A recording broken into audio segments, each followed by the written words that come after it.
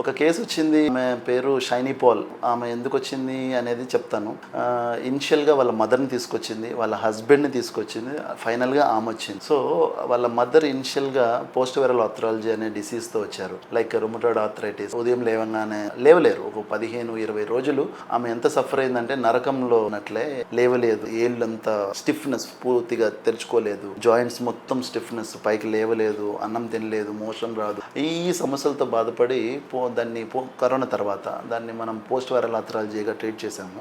With పంచకర్మాస్ like ధాన్యంల దారాస్ వీటన్నిటితో ట్రీట్ చేసి విత్ ఇన్ 21 daysలోనే షీ వాజ్ లైక్ నవ్వు ఇప్పుడు పరిగెత్తుతున్నామే. సో అట్లాగా తర్వాత వాళ్ళ హస్బెండ్ని తీసుకొచ్చింది. ఆయనకి ఒక ఫుల్ బాడీ సోరియాసిస్.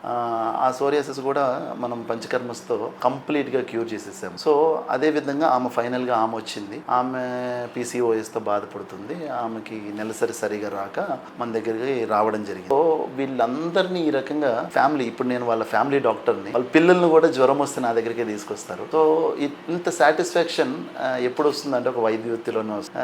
అది ప్యూర్లీ ఆయుర్వేదిక్ అయితే ఇంకా సైడ్ ఎఫెక్ట్స్ లేకుండా మనం ట్రీట్ చేయడం జరుగుతుంది కాబట్టి మనకి అంత సాటిస్ఫాక్షన్ వస్తుంది. సో ఏ విధమైన సైడ్ ఎఫెక్ట్స్ లేకుండా, ఖర్చు కూడా ఎక్కువ పెట్టుకోకుండా తక్కువ ఖర్చుతో మీరు ట్రీట్ చేసుకోగలిగితే ఎందుకంటే ఉత్తమమైన ఇదేమి ఉండదు. సో ఆరోగ్యమే మహాభాగ్యం. కాబట్టి you can visit us our doctor Vijayas Kerala Ayurveda Panchakarma clinic and in Ameerpet and Kukatpally branch.